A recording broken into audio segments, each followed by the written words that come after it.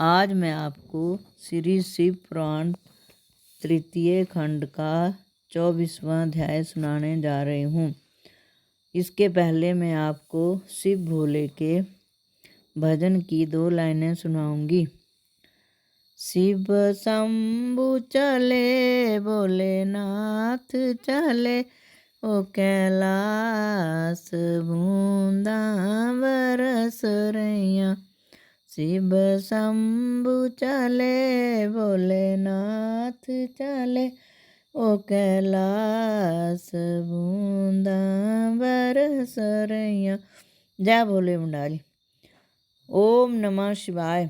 ब्रह्मा जी ने कहा, हे नारद, हिमाचल के घर से जब शिवजी के दोनों शिष्य चले गए, उसमें सब लोगों ने हिमाचल के पास पहुंचकर कहा, हे राजन, अब तो नगर में अन्न कलेश मात्र विशेष नहीं रहे, भला हम लोग किस प्रकार जीवित रहेंगे।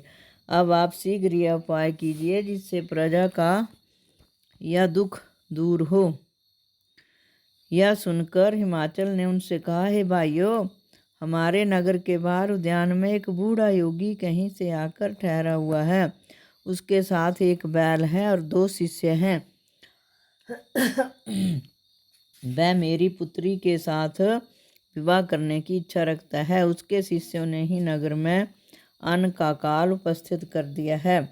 ऐसी दशा में अब आप बताइए कि हमें क्या करना चाहिए। यह सुनकर सब लोगों ने उत्तर दिया, हे राजन, इसका भेद तो पुरोहित अथवा गिरजा से ही पूछना उचित है।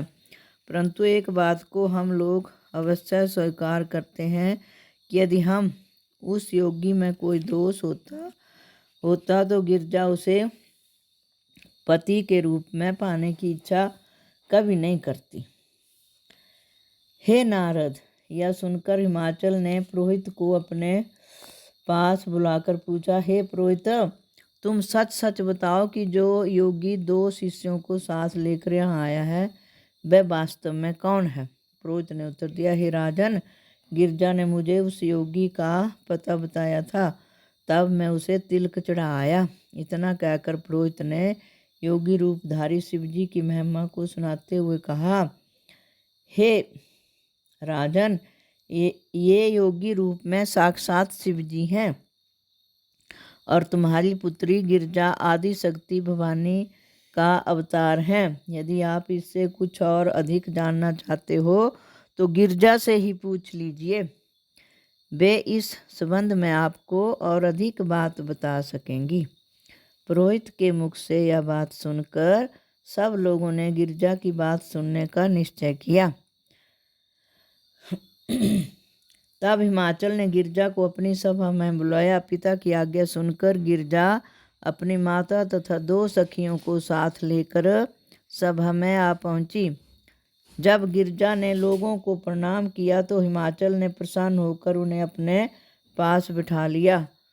ओम नमः शिवाय। प्रिय भक्तों, यह श्री शिव पुराण तृतीय खंड का मेरा 24वां अध्याय अगर आपको अच्छा लगा हो तो कृपया करके इसको लाइक कीजिए और मेरे चैनल को सब्सक्राइब कीजिए। धन्यवाद। 25वां अध्याय भी छोटा आ गया।